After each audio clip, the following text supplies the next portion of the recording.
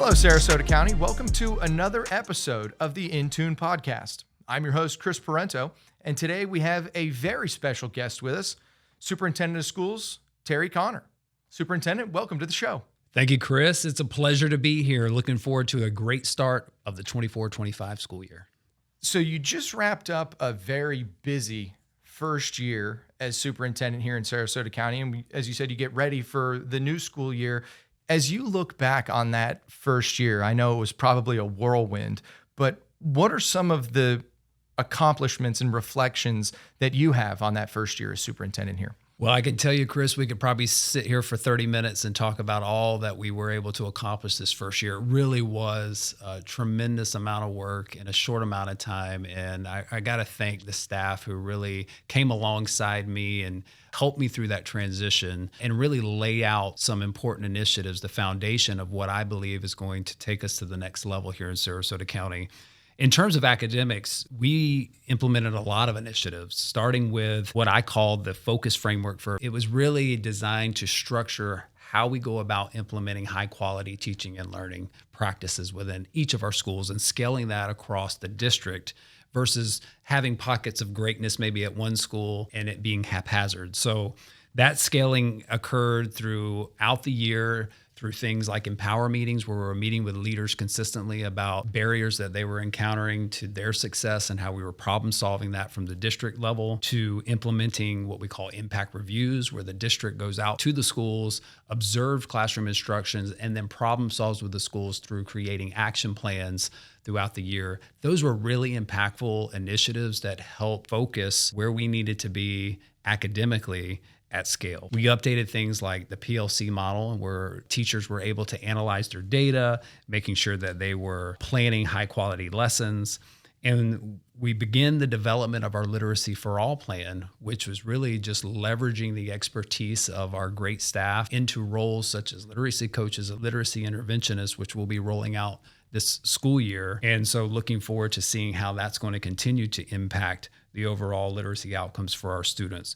Updating things like our curriculum maps and our teacher toolkits, making sure that we were monitoring the support at every school based on the grade level response plans that were developed. We did a huge focus on third grade this year with our grade level response plans, which saw tremendous outcomes with the results, with a 7-point increase this year, making us the second ranked school district in third grade literacy. In terms of student services, we had a big push around our new student code of conduct and developing a consistency of implementation of discipline. One of the big pieces of feedback that I received through the first 100 days from mainly a lot of our teachers who said they felt that the student discipline was not consistent from maybe administrator to administrator or school to school. And so we engaged several stakeholder groups to revise the student code of conduct. We now have an elementary and a secondary student code of conduct and a matrix. So as we're administering discipline, depending on the infraction, there is a matrix of what happens during the first occurrence, the second occurrence, the third, the fourth. And that should help bring some consistency across our schools and to make sure that it's the appropriate level of discipline and that we're not being maybe too light or too heavy depending on that infraction. We also really focused in on our human resources department and making sure that we were providing some robust systems of support and recruitment efforts and retention efforts in human resources. So we revised our leadership development learning series so that our principals felt the support they needed to create the types of instructional cultures in their schools so that teachers want to stay there and grow. We looked at revising our professional learning catalog and our courses that we offer so that teachers felt that what they were receiving in terms of professional learning aligned to their actual needs. We even created a new screening process for some of our important roles like literacy coaches and behavior specialists and testing coordinators. We really want to make sure that those people who are going into those roles have certain qualifications and experiences. And so we put the screening process in that was new this year, even to the point of communications and how we communicate with our families and our staff, really taking on the challenge of how do we reach every one of our families? And we know sometimes language can be a barrier. So leveraging all the technology available at our fingertips, such as artificial intelligence, looking at things like Language Line, which is a phone call where there's live translation when needed when you're communicating with families, as well as our web pages have the ability to translate into over 100 some odd languages at a touch of a button. So we really have taken on that challenge, and I think we're able to reach more families than we ever have, and we'll continue to look at every opportunity to do so as we move forward. New marketing plans, we understand that now education is more of a business model, and we want to be competitive with school choice landscape always expanding. We want to be the parents' first choice. And we want people to understand what we have to offer, because sometimes that people just don't understand what it is that Sarasota truly has to meet the needs of their students. So we have to go out and market and tell people what that is. And that's been really successful as well. We've launched things like a new podcast, which we're here on today. That's been very successful in reaching more people and understanding what it truly is happening in Sarasota County, as well as the trading spaces. That's a great initiative for me, just to really connect with our staff to understand what are all the different roles and responsibilities within a school district. Because, it's not just teaching, right? There's custodial, there's bus drivers, there's food nutrition, there's safety and security. There's so many different roles in a school system. And it really just helps me understand that more. So when we're making some executive decisions, I can lean on those experiences that I've had through that particular video series. And that's been really helpful. In terms of just recognizing our staff, we have an initiative called the Sarasota County Schools Cares Recognition Program. And that's been a wonderful way to just, make sure that everyone is recognized for the good work that sometimes is unseen. We don't necessarily see the good things that people do each and every day. And so others can actually fill out and nominate others. And that recognition piece has just been a very valuable piece of our puzzle as we continue to support our staff and recognize them for their efforts. In terms of safety and security, we're always looking for ways to enhance that. And so we've embarked on several new initiatives. We are now deploying weapons detection systems at our high schools, and we'll be doing that through all of our schools over the course of the next few years. Utilizing artificial intelligence is a really important piece, whether it's through the camera system or physically metal detection systems at the entrances of our schools has been really a big part of the plan to ensure that we are increasing our safety measures, and then ensuring that we are implementing the new laws. HB 1473 went into place this year. And so we want to be in compliance with that, but not just compliance. We want to be a leader in that. And so we're finding ways of being able to implement that with fidelity and continually looking at our processes to ensure that that's taking place, that doors are locked at all times, and that there are single points of entry, and there's monitoring going on 24/7 on our campuses.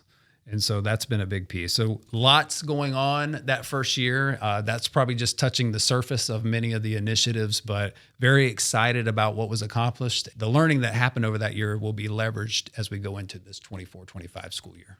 As you talk about student achievement, we just got school grades released by the Florida Department of Education, and there is a lot to celebrate, from administrators to classroom teachers to support staff, and most importantly, the students and the growth and development that they've made.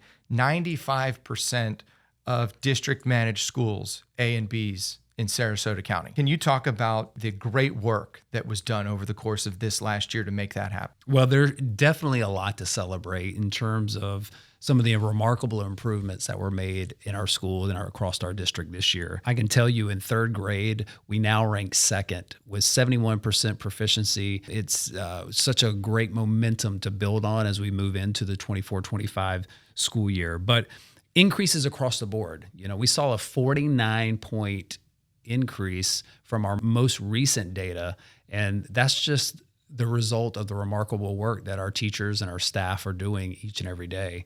And of course, our students, right?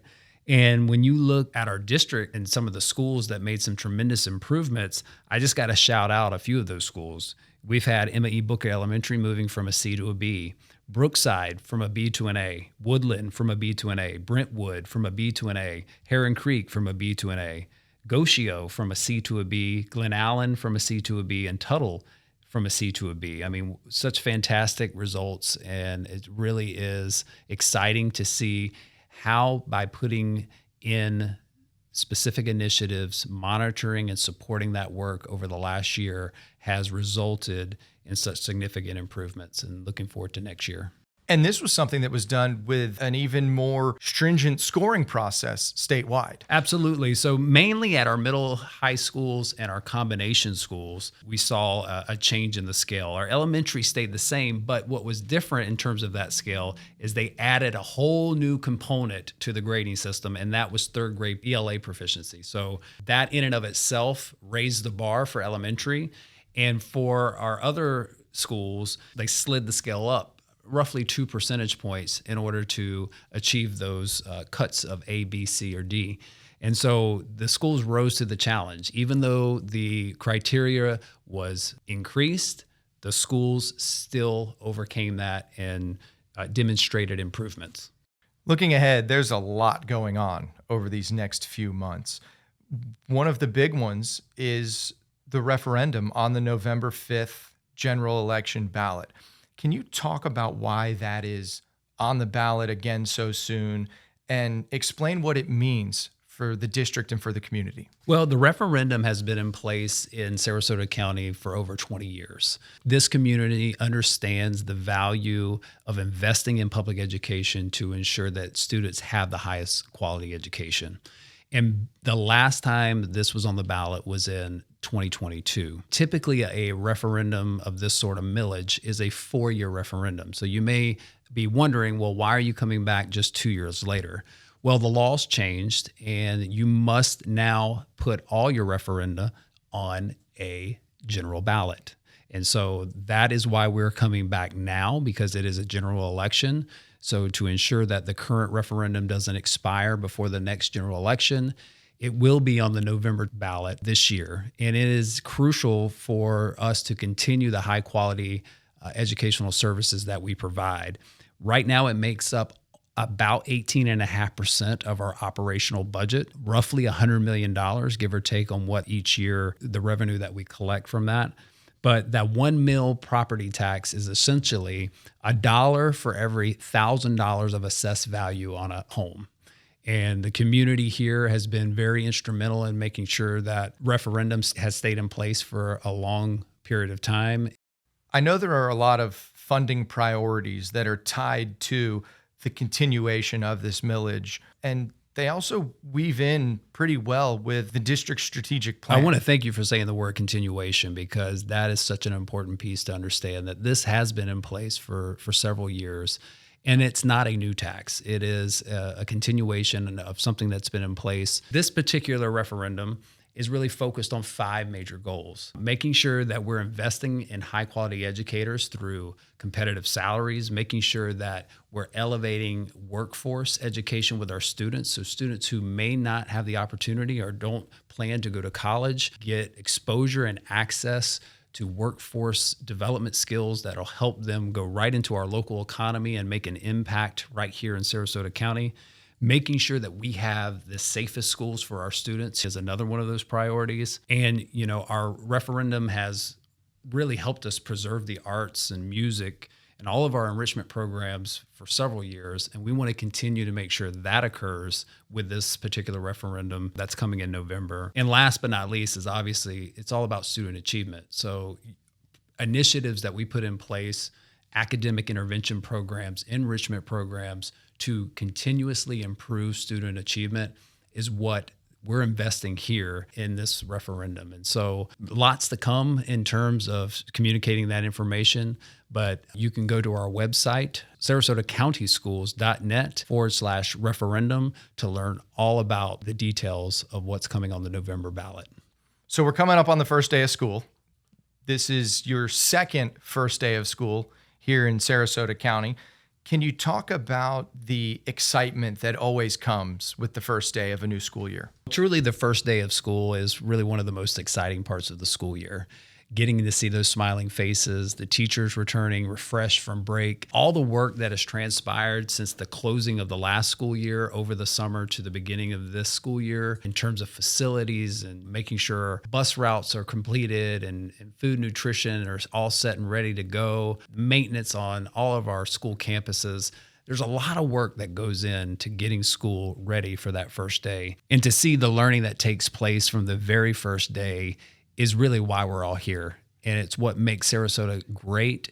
What other tips do you have for getting ready to come back to school day one? So it's always important that as you start the school year, you really have to adjust that summer sleep schedule and get back into a routine. So for our parents out there, we really want to partner with you and encourage you to set those schedules now so that the students are getting to bed at a decent hour, making sure that they have all the supplies needed to be successful, that they got their clothes laid out the night before, and that they're eating a good breakfast.